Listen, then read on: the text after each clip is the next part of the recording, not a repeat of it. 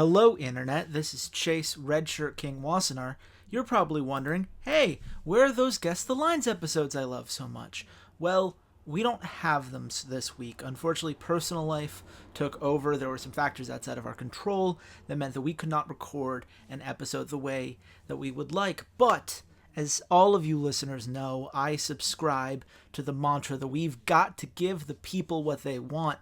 And there was simply too much going on in the world right now of League of Legends to not go into it, at least a little bit of what happened over the last week. So this is going to be a solo pod, as you can already tell. There's no intro music, there's no fancy graphics, there's not going to be any video. This is the best that I can do at this point in time, but hopefully this is better than nothing. Hopefully you guys like it, and we'll see how you guys feel about it in the future. But let's start with something that I firmly believe is the most interesting and fascinating of the 5 things I think we know after week 7.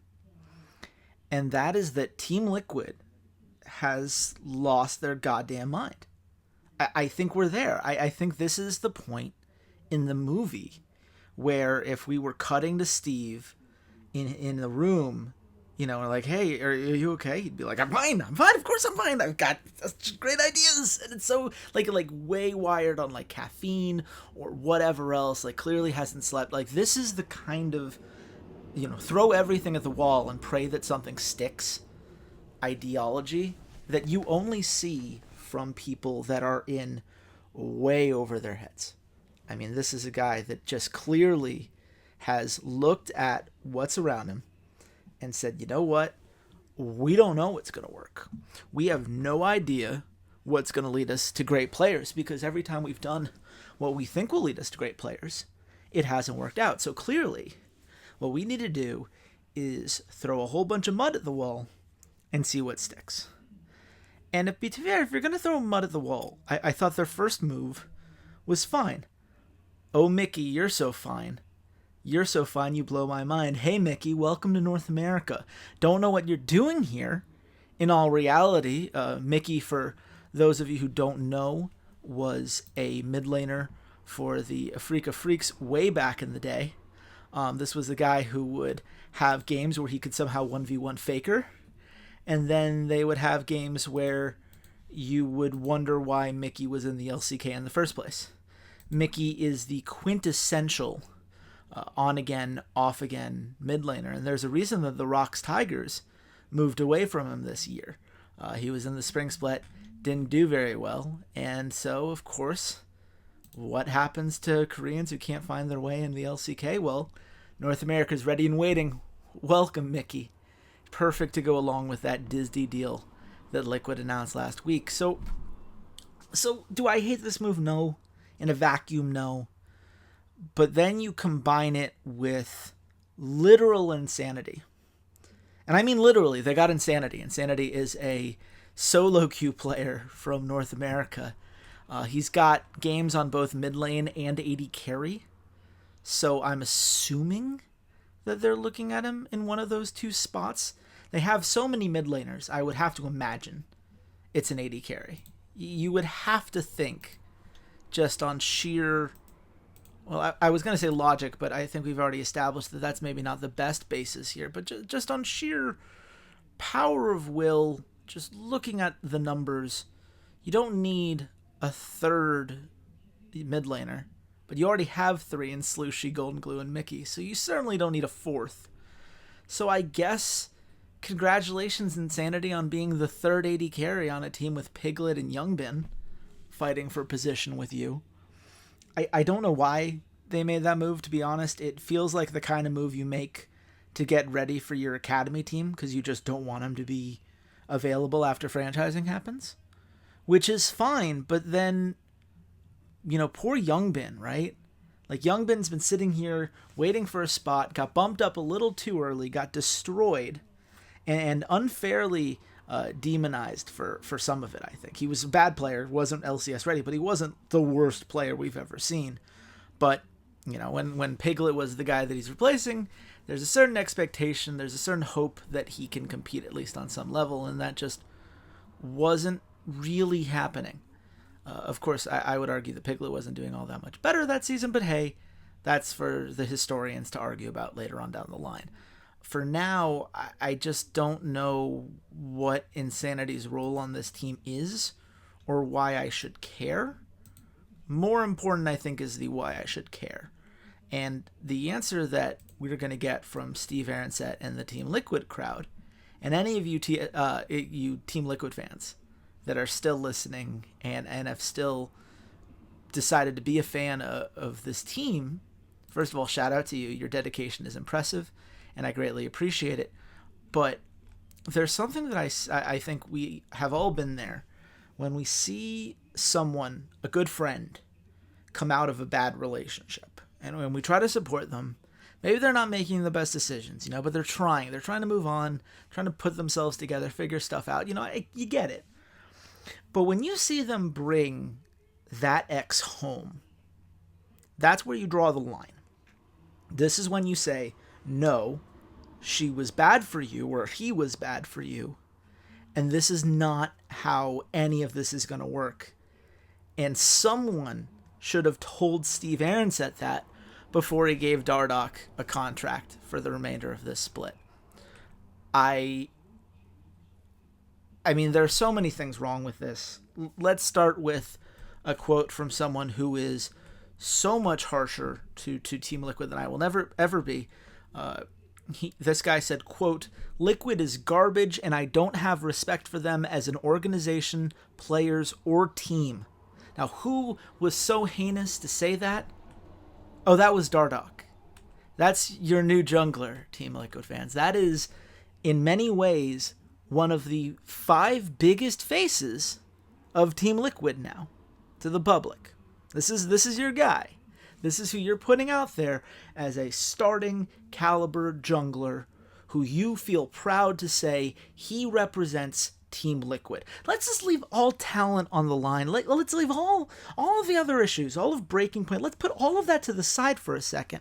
How much little self-respect do you have to sign a player who said that he does not respect you, your players, your team, any of it, publicly, on July 1st, as in less than a month ago, at the time of this recording, at the time of his signing? I don't know, man. Like, I feel like we're negative about Liquid quite a bit on the podcast. Me, just because I appreciate good roster management, which this is clearly not. I think everyone has kind of reacted to this insanity with the same, like, this is a team that clearly doesn't know what they're trying to be, and they aren't. They have no idea, by the way. Mickey signed through 2018. We know that for a fact. Some of the other contracts we'll have to see how those shake out, but I can't imagine that this is some great long-term plan that they're 100% confident in, just given how slapdash all of this seems to be. And like, what do you get from this? Like, you're still going to franchising. You're still paying for that spot. You know you're going to get it. So what are you getting from this? You're purposely signing a player who actively has trashed you guys. What does that say about you and the face you're putting out there? What does that say to your fans that would have rallied behind you at that moment and be like, how could you disrespect our team? We're better off without you. Well, no, now he's back. Apparently we're not better off without him. Now, to be clear, that's just looking at it from Team Liquid's side. If you look at it from a pure talent acquisition, it also doesn't make any sense, which is the best part of this move. You look at Dardoch, jokingly tweeting on July 14th, "I do not have an attitude problem. We do not have internal issues. Omar is in because he deserves time in the LCS, nothing less, nothing more." That was Dardoch on July 14th, fewer than 2 weeks after he would be signed, and CLG would make the statement that, quote, "We knew that if we could help Dardoch learn to make those sacrifices, we would have the roster needed to become LCS champions once again. Unfortunately, Dardoch was unwilling to adhere to the set of standards expected of every member of the team." So this is where I look at CLG and say, you know what? I get it.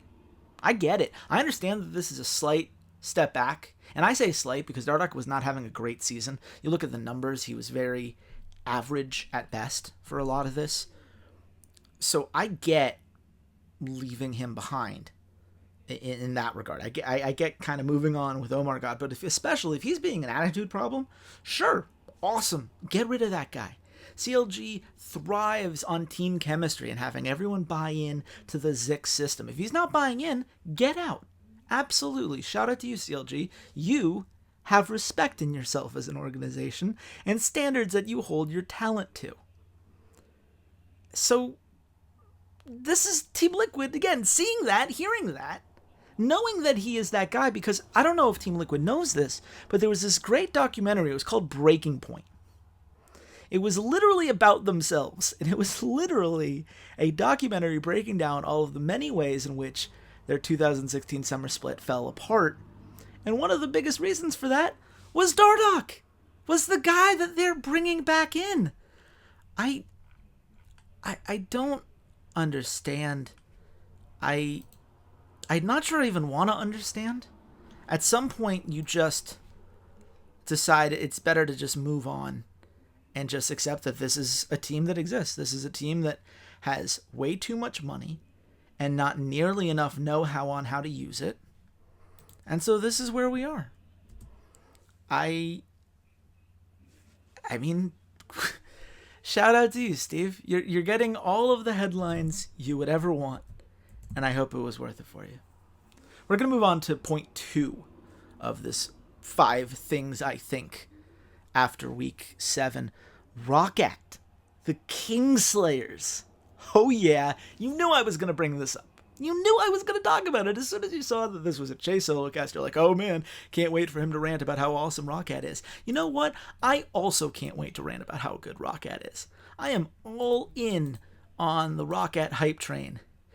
If this series was about a ROCCAT hype train.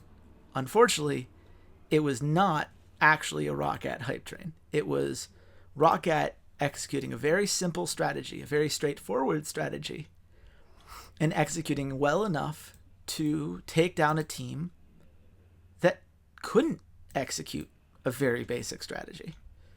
And it's very weird to be saying that about the Unicorns of Love, but that's where we are right now. In Game 3, the EU caster said something that should have absolutely infuriated Unicorns of Love fans, and I'm sure it did because I've watched games with some of you UL fans, and I know how passionate you are. The caster said, oh, Unicorns of Love, they don't care about macro. It was an actual thing that people said about you on a broadcast. And if you're a Unicorns of Love fan, you want to look at them and say, you know what, man? We have been disrespected. We were finalists last split. How dare you say that we don't care about macro? But then you watched the games, and it's kind of hard to believe that they care about macro. It just right now, there are so many of the basics that are just missing from this team. We are missing the consistency in lane that we had from a guy like Exile last split.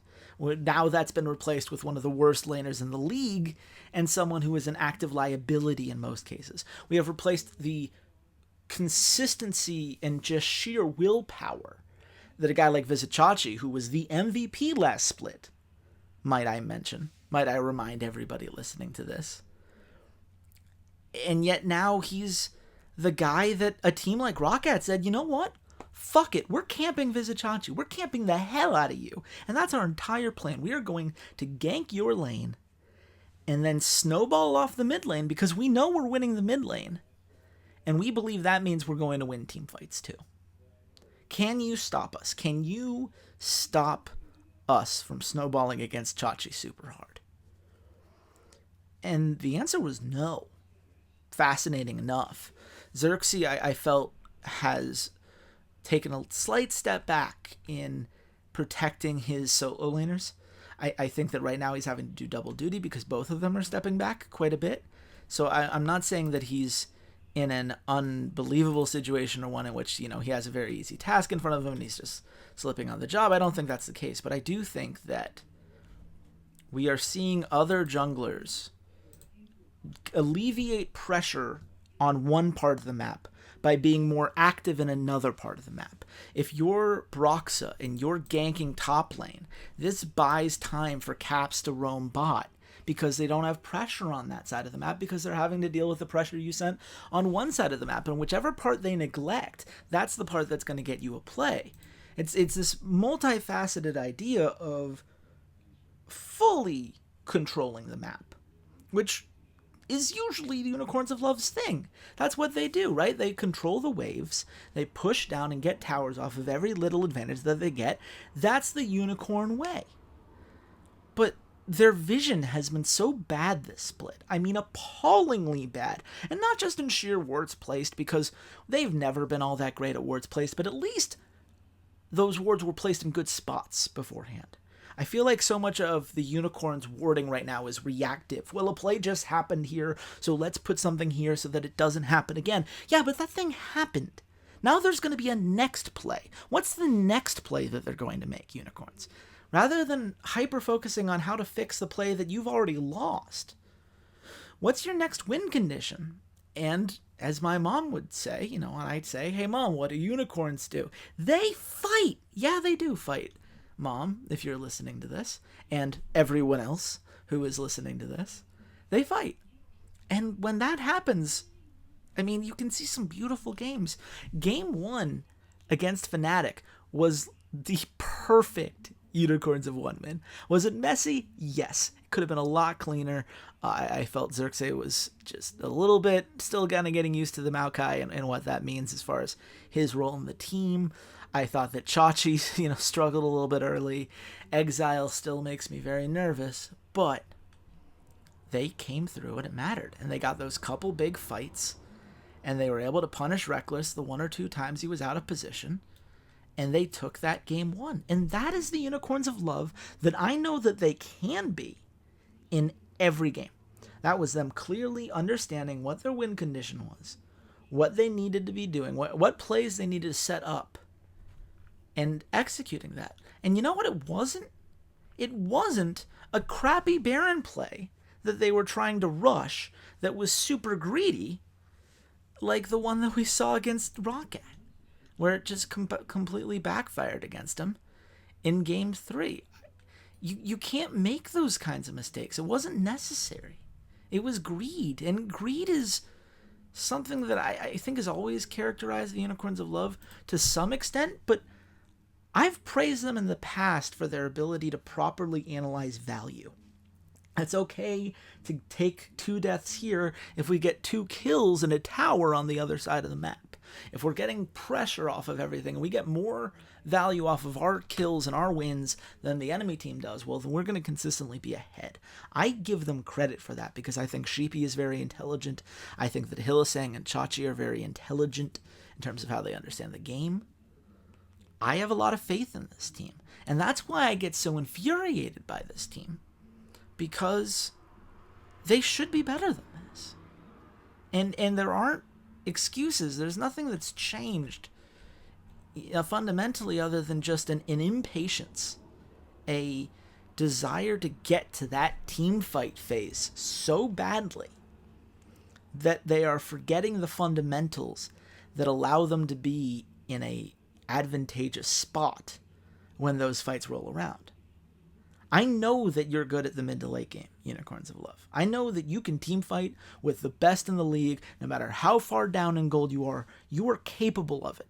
And no one should deny that. But it doesn't have to be this hard. You don't have to dig yourself into that hole every day, every time that you play against teams like this. And the amazing thing is, because you lost to ROCCAT, the Unicorns of Love are not in first in Group B. They are in second right now because H2K, the Unicorns of Love, and Splice are all tied at 6-3, heading back to group play. And this is when we would usually say, well, time for the Unicorns to do Unicorns things and take over and really, be too creative for H2K to deal with and too aggressive for Splice to deal with. And for once, I'm not sure. Shouldn't say for once, because Unicorns of Love fans will say, oh, you never believe in us. I believe in you guys. You should be the second, maybe third best team in the league on your worst day.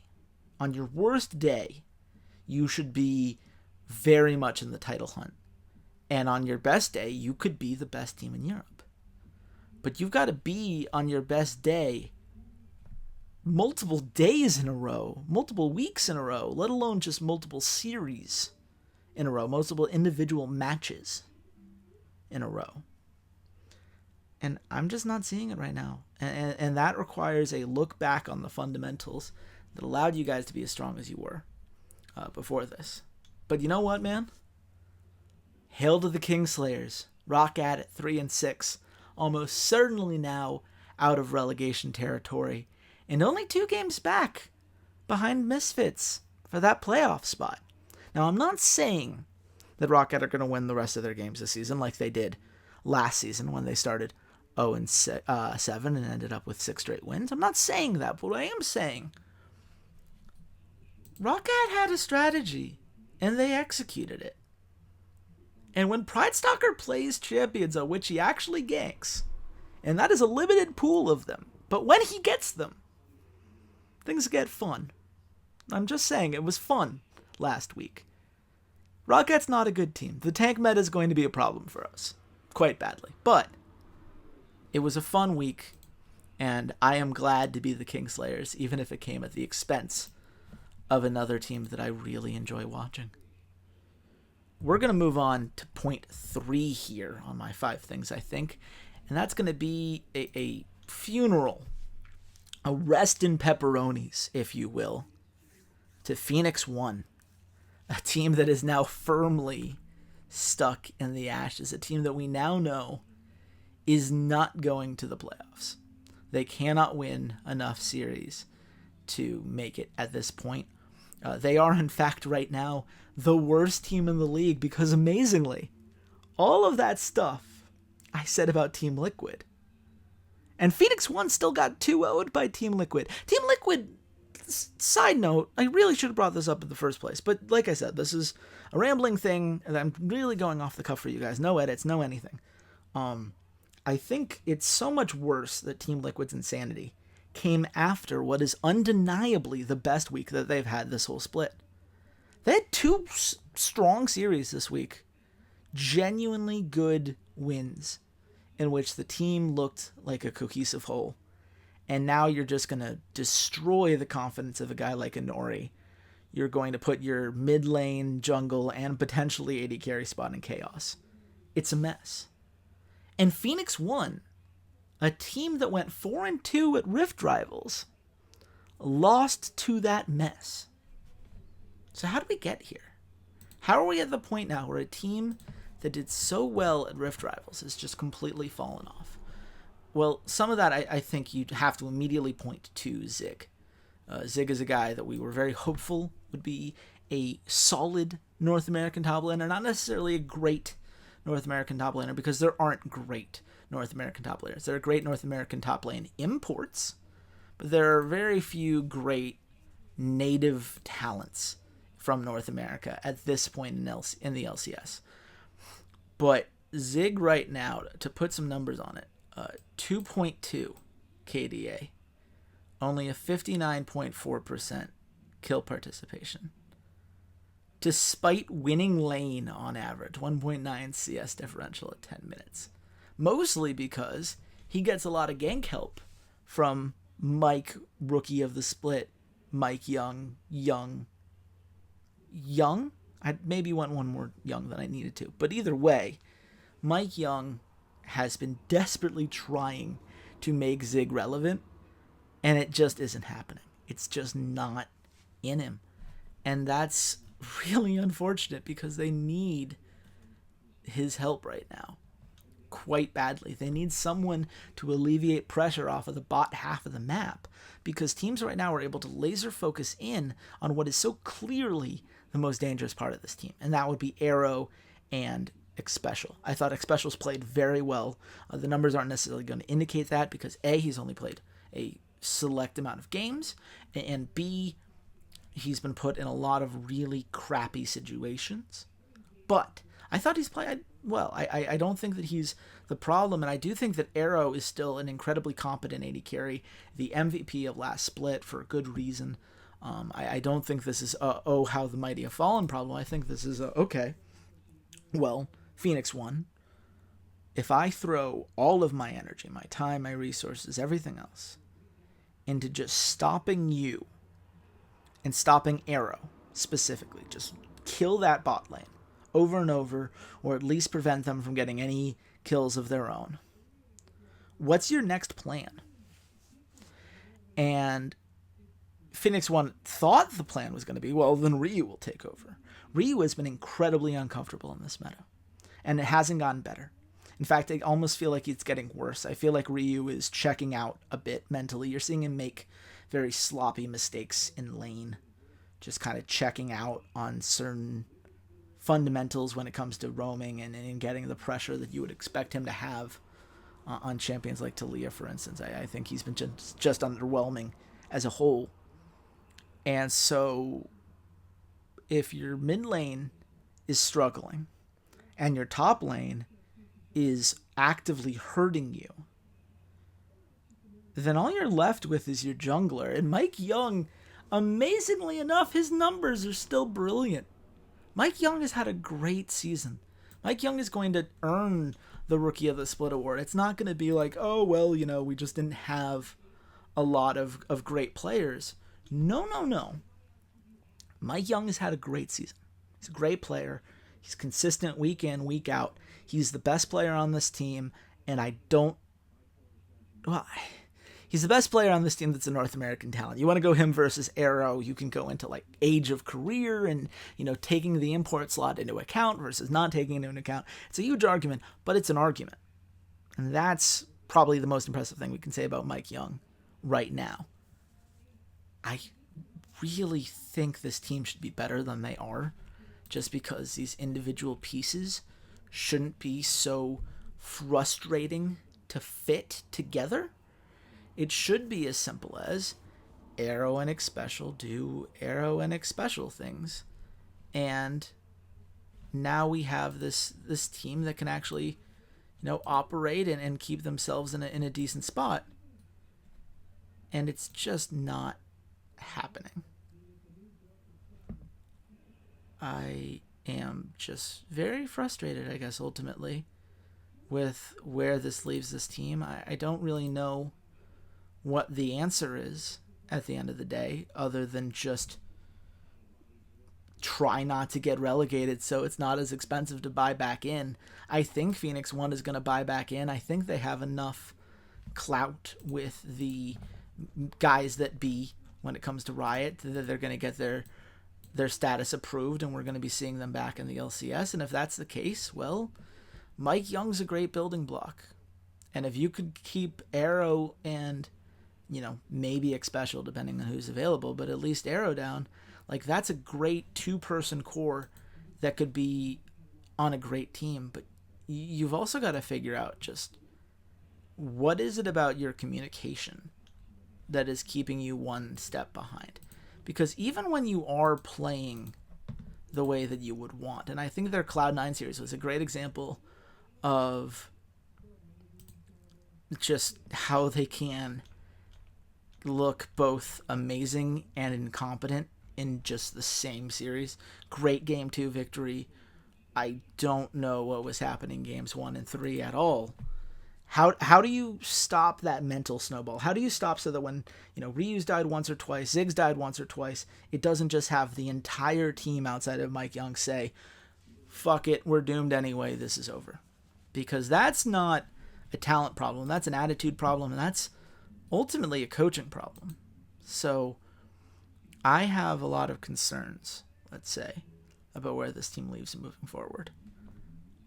I think that's a fascinating thing to watch. And by the way, Europe, this is who we lost to 4 times. 4 times! In Rift Rivals. We sent our best teams. They're 10th place right now. 4 times. I'm not over it, is what I'm trying to tell you right now. I'm just not over it.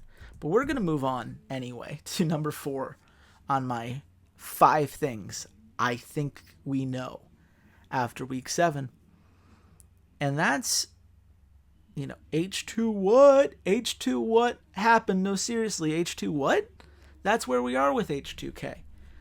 This was their chance. This was their big moment in the sun, right? We saw Unicorns of Love right before they hit the stage take themselves out of the equation by losing to ROCCAT. Suddenly, the door is wide open, and they're like, okay, H2K, all you need to do is beat up on a G2 team that has struggled this season, that has not really been able to put it together when Trick is not on like a very limited group of champions.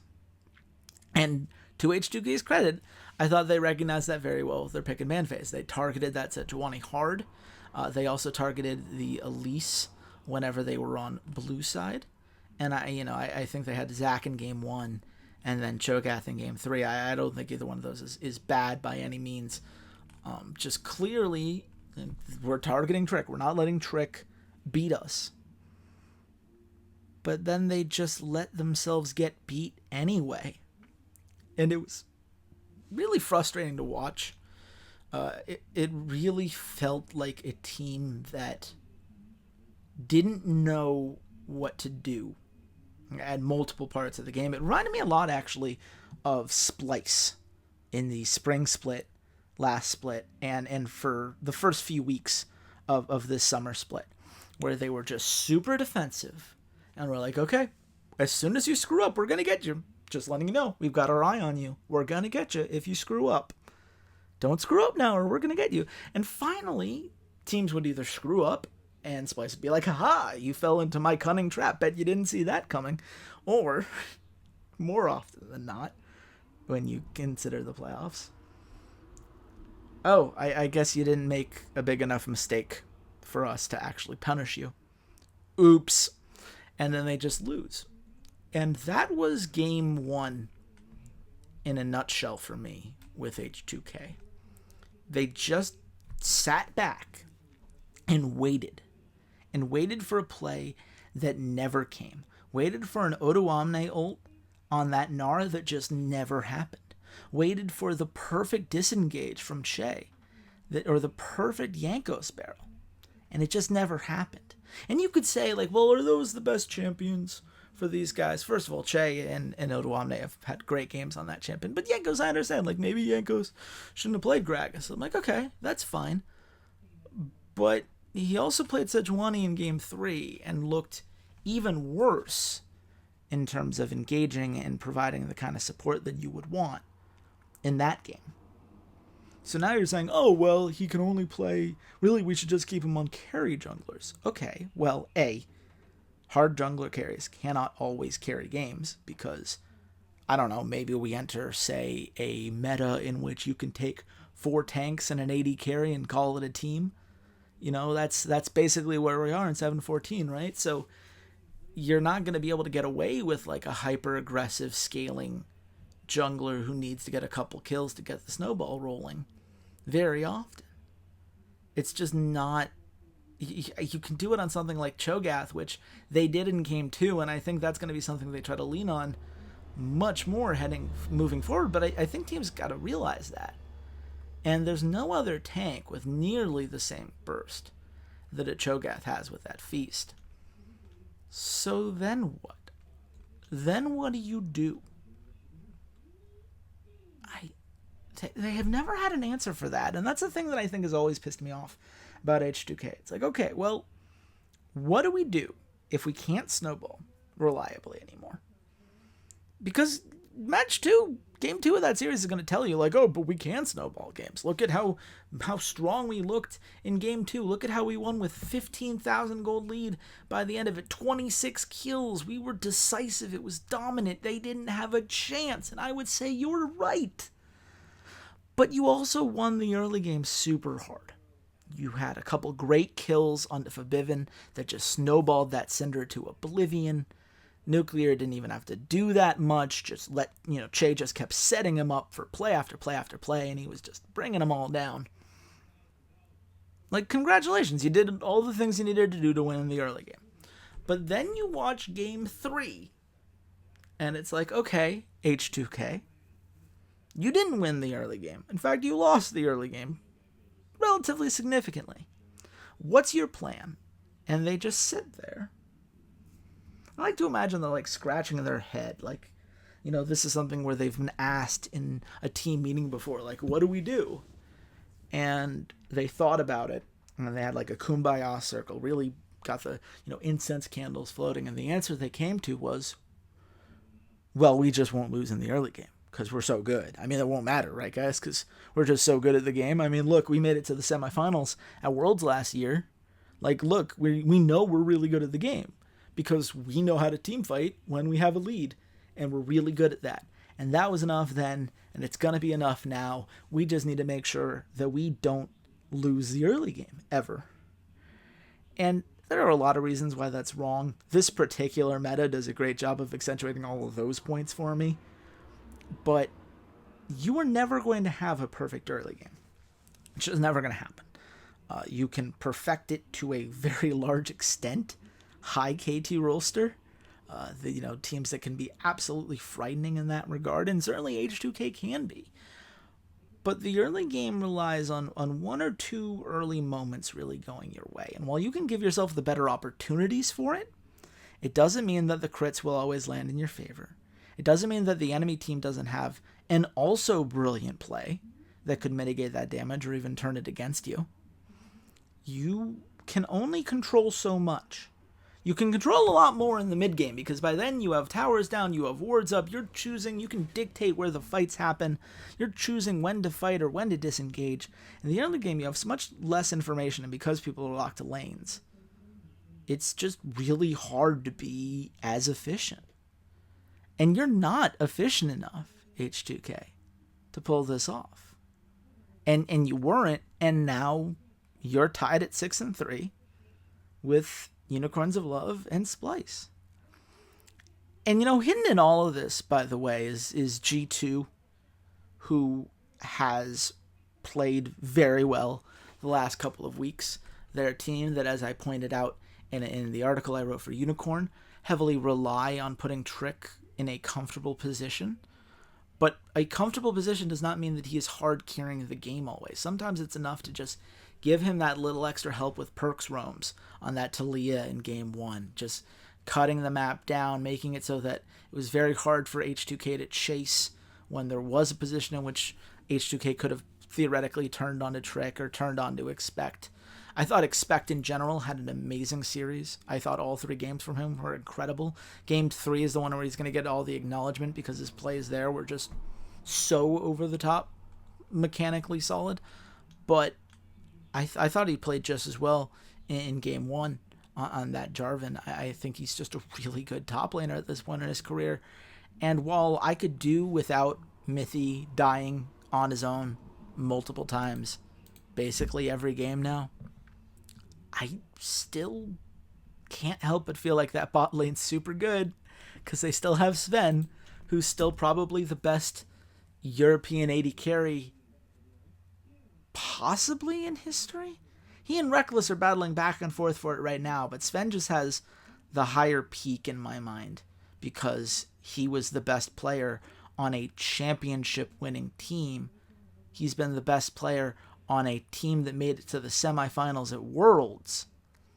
Reckless has been on some great teams, but he hasn't been that guy on a truly transcendent team. This is his best shot to do it, for the record. I'm not saying that he can't, but for now, I give the nod to Sven.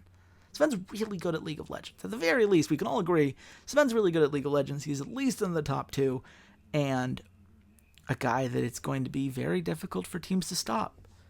So all of this brings me to my final point, point 5 on this 5 things I think after week 7. This is when we need to learn how to stop worrying and trust in top tier teams.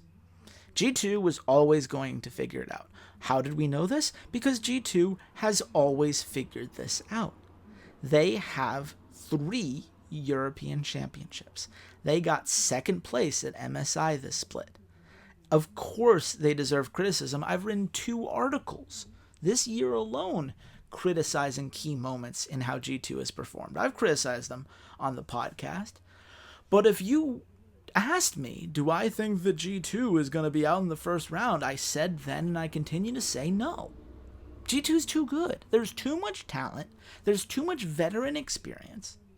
It's dumb to worry about them to the same level that we would worry about, say, the Unicorns of Love, who aren't as consistently in the finals, haven't won a championship yet in European history, have some younger players who are more variables than some of the guys that a G2 has. Does that mean that G2 are better than Unicorns of Love? No. Unicorns of Love beat G2, for the record. So this is not a which team is worse. This is, I trust G2 to figure it out. I want Unicorns of Love to figure it out, but I trust G2 to figure it out. And I trust Cloud9 to figure it out. I wasn't surprised at all by their 2-0 this week. I know some people were. I think there were a lot of people who were looking at them at 6-6 and saying, maybe they're just not as good as we thought. Maybe this is just not a Cloud9 split. It's going to be like when they had to bring in Meteos to play in the in the support role, or we had to bring High in as a jungler because we need to figure it out. We need the shot caller. We need to make all of this work out. And they got 7th and then had to do their Miracle Gauntlet run. And then Cloud9 2-0'd this week. They got a 2-1 over Phoenix 1, 2-1 over Dignitas. That Dignitas win impresses me a lot more than the Phoenix 1 win does, but you know what? That's 2 wins, 2 must-win wins. 2 series that losing any one of them would have bumped them completely out of the running for a first-round bye, which is not likely, but it's still in play at this point. At the very least, it would have cost them any chance at having side advantage. It would have thrown them directly into the 6th seed spot, where you would have to play a team like CLG or Immortals or TSM, you would imagine, in the first round. No one wants to be there. Cloud9 does not want to be in that spot. They want to qualify on points, and this was a great series of wins for them. And you know what? Why are we surprised? They've still got Jensen, who's the best mid laner in the regular season. The Dan Marino of League of Legends, sure, but Dan Marino was great. So I don't consider that as big of an insult as my co-host would. Walter, I know you're like, okay, fine, have Dan Marino. I'm like, yeah, I will. I will take Dan Marino. I will take Sneaky, a guy who I still think is the 4th best North American AD carry, if I had to make my list right now. But when he's good, he's consistently good. He's very good, in fact, and he did more than enough this week. Smoothie looked better this week. Contracts, I love his Rast. That was fun. There's some fun stuff with that team when they're playing on all cylinders. And I have faith that they're going to continue to do that. And here, Korean note, because we never get to talk about Korea on the pod. That's why I'm not worried about SK Telecom either. I understand that beating Ever is not like, oh my god, they're clearly back. But, okay, it's SK Telecom. They're going to be fine. They've got Koma as their coach. Faker's still their mid laner last time I checked. Bang is still their AD carry. They still have Wolf as their support. They're a really good League of Legends team. They're going to be just fine. I look forward to seeing them at Worlds again. This is not Season 4. It's just not. Until teams really step up and make an argument that they're going to stick around and be able to outpace this SK Telecom team. Right now, you would need it. Presumably, it would require Samsung, Longzhu, and KT Rolster all outlasting SK Telecom, and I just don't see that happening. I am learning to not worry about the little details and trust in the teams that are consistently great.